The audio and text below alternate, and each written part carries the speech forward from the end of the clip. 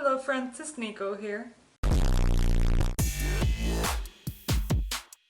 And today's video is going to be a part 2 to a previous video that has done pretty well on my channel, and I've been excited to do this, but I never felt like I had enough material. But just recently I've learned so many new tricks and so many new things that I decided to implement them into this video. If you haven't checked out my previous male cosplay makeup tips video, please go ahead and watch that one first and then come back to this one in case you want to complete the lesson, I guess. But first, let's take a moment to take in these lenses. Like, they are insane. I debated in using them for the video because I was like, are they too shocking? Are they too distracting? I love them. They are so cool. They're so bright. My eyes are dark brown, and I wasn't even, this is not sponsored. Pinky Paradise sent me these lenses as a gift, and I just had to talk about them because they are insane. So I'll link them down below if you're interested. I don't know if I have a discount code. I'm not sure. The first part of this video, I go more into ways to contour for male character cosplays, ways to do your eye makeup, as well as lip makeup tips. Now in this video, I will have more lip makeup tips that I wanted to add. I will also talk about ways to tape depending on the male character that you're cosplaying, and go more into detail about cosplaying real life male characters. There are variations of male cosplay makeup in cosplay. So you have the anime characters, then you have video games that they'll have the 3D characters such as Final Fantasy. Now these are very lifelike, but they are still very perfect. You know, they're very, let's be honest, we don't all look like that as much as we want to. And then there is the more realistic approach in video games, in characters, and in live actions as well. This would include video games such as Horizon or Elder Scrolls, Red Dead Redemption, those characters that are very lifelike, or just movies in general. So let's get on with the video. So first we're gonna go over on how to tape. Depending on the character you're gonna cosplay, if you're someone that tapes for cosplay, you might want to change it up a little bit. If you're doing an in real life character, most likely you might not need to tape. But if you're doing like anime characters, you might want to try the V-shape face or more of a rounded face, then you do want to tape a certain way. Lifting your cheekbones and lifting your jawline is to accentuate your jawline features, especially on the side angle. There's a different way of doing that. You usually put it behind, like under on your jawline, on the end of your jawline, and then you pull that tape backwards behind your ear. And then another way you can tape, depending on the character, would be to lift your eyebrows. So depending if you're cosplaying this type of character or this type of character, then you're looking to either shave half of your eyebrow, which a lot of us don't like to do. You can either hide it with the stick glue, or you can use tape to change the shape of your eyebrow. It's very easy. Obviously it does vary depending on the kind of wig you'll have, how much you can hide it. It's a little bit harder to hide than other types of tape, but I feel like you can put it as high as you possibly can and still kind of hide it. Just depends on the character, of course. You can go exaggerated, or you can go a little bit more subtle. You can make it pointier and more elongated as well. So it's really fun. Obviously you want to do all these things before you do your makeup, so that's why I'm going with this one first, because afterwards you'll do your makeup on top of that. And this one, I don't know who can do this for a convention, maybe for a photo shoot because it's very uncomfortable. You can actually tape to make your eyes look rounder or more open. It's extremely uncomfortable and I wouldn't recommend it, but you can actually do that. Now for the lips. It varies by the type of male character features, the type of lip that you wanna go for. So I never recommend to pale your lips. I don't like how it looks. I feel like bringing an anime character into real life and making your lips pale does not translate as well as one thinks it would, because in the anime they don't use lip color, they just have one color. I don't think it translates well into human features. So I always recommend just to put a little bit of color. If you're gonna, you know, if you're gonna pale out your lips, let's say you have very voluptuous, fluffy lips. Jealous, by the way. If you do and you're trying to hide it because you're trying to do a male character and you need to look a little bit more masculine, then I get it. Just put a little bit of color on the center. There's different types of lips that you can try out depending on the character.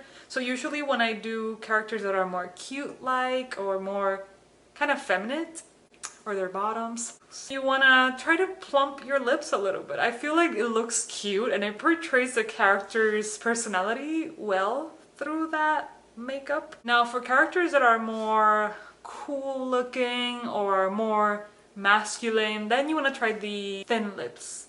You will pale out just the corners around it, not the whole lips. And then in the middle, you use eyeshadow to create color and definition. You can use a darker eyeshadow right in the center of it. You don't have to use eyeshadow, you can use a type of lip. Just put very little. Usually I recommend to do that after you try it with the eyeshadow because you're trying to shape it with something that you can remove easier than lipstick. A lot of times I even put a little bit of lip gloss. Like, if you've seen Gojo's lips, you know, they kind of shine. It has that sexy character feel that you would use these lips for, but also they shine. So cute. Is he sexy? Is he cute? Both. This one is one I started doing recently. Depending on the character, I just kind of get a feel of it. I don't know how to explain what type of characters would need this look. For me, it's just like to change things up. So like changing the shape of your lips. So elongated lips usually I feel go for more sophisticated characters. It's just to change things up, so you can always play around with the shape of your lips. You just want to make sure that you always use a color. I forgot to mention this at the beginning. But you always want to use a color shade that is very close to your natural lip color to do this part. And then you can use a darker one after, but for the outer parts, you don't want to make it look like you're lining your lips. You want to make it look like you're just, it's part of your lip, you know? The Dolphy lips, I've seen a lot of people use it for cosplay in male characters, and I love it. If you don't know what a ball jointed doll is or a Dolphy, then here are some pictures, but they always make their lips very glossy, very pretty, very cute. And I do like that lip style. I would probably try it again. I don't feel like I did my best, but to be honest, I wasn't even planning on adding that one.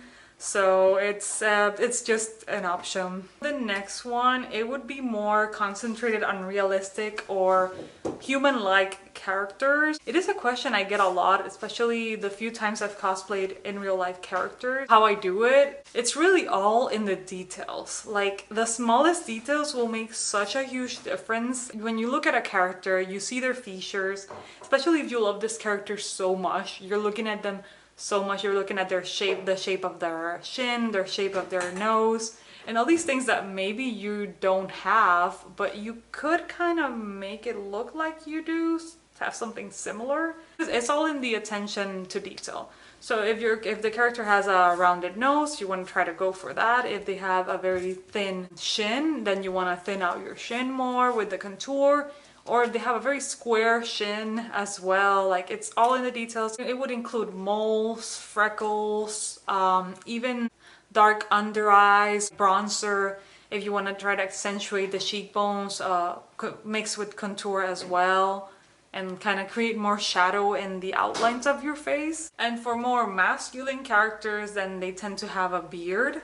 So that's a big detail that you want to focus on to get that beard as perfect as you possibly can, even for someone that doesn't have one. So you want to create that 5 o'clock shadow or create hair strands. I do this all with makeup. To be completely honest, I have never cosplayed a character with beard or facial hair before. Maybe one day, I don't know. This is actually the first time I'm trying out making myself a beard.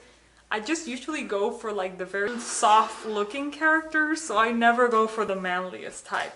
So I had zero experience with this, but it was fun to learn. So if you're trying to make a 5 o'clock shadow, like using a brush, like a pretty thick brush, and then dabbing it on your skin, try to like keep the tips on the contour and or the eyeshadow and dabbing it on your skin, it will kind of create that look or that style. I'm not very good at doing the hair strands because I didn't have the brush I needed either. I feel like I did good at the beginning of making that look, and then after I started adding the strands, it was downhill from there. If you ever want a video on how to do a realistic beard, I don't mind doing more extensive research on it and giving you one. But other hair details would include the bushy brows. So if you're doing a realistic male character, then you want to focus on those things, like those little attention to details that include the eyebrows. Eyebrows are a big thing that shape your face. So imagine this character, if they have very unkept, very fluffy eyebrows, then you want to incorporate that in your look as well. Hairlines, you can always add a hairline. So I know a lot of us, we're not gonna get a front lace wig for every cosplay we make, and a lot of times even a front lace wig does not shape the way that we want it to. You can always add a hairline with makeup. Try to make it very intentional with each strand that you make it match the color of the hair, of course, including sideburns. A lot of male characters do have sideburns or have more hair on this side, so you want to add that as well on the sides. I feel like it really adds a lot to it. These minor details really makes the character features stand out more, and people recognize you just with makeup alone. Those are all my tips for now. If you have any you want to add, comment down below and let me know. Maybe I'll do a part 3. I don't know. I'm constantly growing, I'm constantly learning, and I'm constantly trying to get better at makeup. So I might be doing a part 3 at some point, or just updating a couple things that I feel like I could have added on the previous one. If you want to know more about male character cosplay makeup, please check out other videos that I show more techniques. And if you stayed till the end of the video, thank you very much for watching my videos. Please go ahead and subscribe, like, hit the notification bell if you want to be notified of my future videos, and I thank you all very much for watching. Bye. I was gonna say something else. I don't think that's it. Thank you for watching. Bye!